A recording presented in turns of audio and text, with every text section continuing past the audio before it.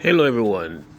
I am the same person who did a post one time telling you that basically the doctors they're really not interested in people getting better. And I also said at the time, if you notice that many of these doctors' office they're located very near to a pharmacy. In fact, sometimes the pharmacy is on the same compound that the doctor's office is. And some of them will tell you or point you to the pharmacy that's on the property to prevent you from leaving to go elsewhere. That in itself tell you that there is some interest there. Now, let's transition now. I have been seeing a lot of things in social media, a lot of hurtful things. People bawling out for proper health care, people going to hospital and cannot get bed to lie on. I recently told you about how much it would affect somebody naturally and psychologically when you go to hospital and you require a bed and you're told that there is no bed, and the only way you can get a bed is if somebody goes home or is discharged, or if somebody dies. And I posited at the time that the latter would definitely impact the patient. By that I mean you now going to a bed and you hear this bed was made available because somebody just died. I submitted at the time that in a sense that I go kill you too, or it's likely to. Fast forward even some more, you know. I just, well, let me say, I don't know what time you're going to see this. So let me say, I recently watched a video. Oh my God! And as I said that, I remember seeing others. But anyway, the one that I'm referring to now that draw me perhaps to this is the one about the lady who said to the it is August 3. Don't know when you'll see it. 1 year after her husband passed. Oh my God, lady, I empathize with you. I felt your pain when you say you were trying to resuscitate him. You blew, you cry, you pass out. You blew, you cry, you pass out. And the reaction, the responses from the doctor and the nurse, I can imagine him very casual. Yeah, on the phone you said you pointed out to him. He came over. He sent nurse over. Nurse no understand. Perhaps a panic too. And nurse say, Doctor, the woman he asked me too much question. We can go home. Look at that unprofessionalism, and nobody is held accountable. And so the doctor say, yes, go on. And you push people in the back. There's a push him in the back. There's some basically pronounced dead. This is just unacceptable. This is despicable. It is sad. And you know what happened? My prayer time was coming up, so I went into prayer shortly after. And believe you me, I told you, before that when people go to pray, that you're certain you plan to talk about. That's when you kind of selfish in your prayer. You know you want to go ask God for. But me no pray so. Yes, my prayer is an all-inclusive one.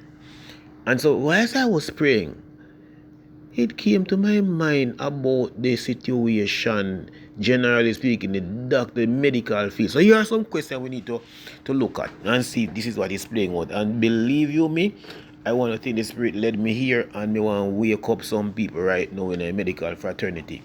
Here are some questions, and I hope me can remember them as they come to my mind, as they came to my mind when I was praying. Don't you dare scroll. Listen. Now, why is there such responses from the people in the medical field when they are to attend to patients? You're gonna tell me they're gonna say that they are understaffed. The question I want us to look at, are they getting their leave when they require it? Yes? Are they choosing not to go and leave because they don't want to lose out on something? What level of stress is there that impacts the nurses and the doctors' performance or their performances? Are they requiring more money and not getting it? Do they have personal challenges, problems in their relationship, problem with their children, unresolved issues that have left them traumatized to this day, and therefore they are unable to separate those issues from the professional side? These are just but few of the questions that need to be answered. Is there a time when they go on a retreat? Are meetings held and people's voices are heard as to their concern? Lord, help me here. Are the equipment, the necessities, the things that people need, for medical care, are they being stolen and taken home by these workers, thereby making it less accessible to patients? The list goes on, but I'm not gonna steer and ramble along. These are some questions that I think we need to look at, and I want to close by reiterating: too much of this nastiness, too much of this unacceptable behavior is going on. The lady in that video was making an appeal for people to stop fighting them one another and come together and fight the system. And when we say system, means there one good word. It means there's something wrong with that system there. This is my way of offering my support. We need to ball out. And the point is this, them said today for you, tomorrow for somebody else, or vice versa. Yes? Anybody can end up at them the place there. And there are the places that have better system. They put work into it. We people in the medical field can do better to improve the system. People go to the medical facility to be made better, not to be made worse. Some of you send home people, because you can't help them, you choose not to help them. And it fools some people, because when them see them relative come home, them say, me talk about this already one time, one post. They say, yeah, married though. She do well, she come out of hospital yesterday. And you think say Marie come up because Marie feel good, or because they tired up there. You understand? They tired around there and decide say, you know what? Can't bother with a woman, you can't bother with a man, and then send you home and fool you.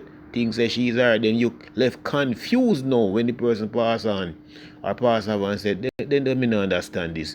Then she spend 2 weeks and send her home and say she alright. Trickster them, don't know you. Look here now, man. I'm out.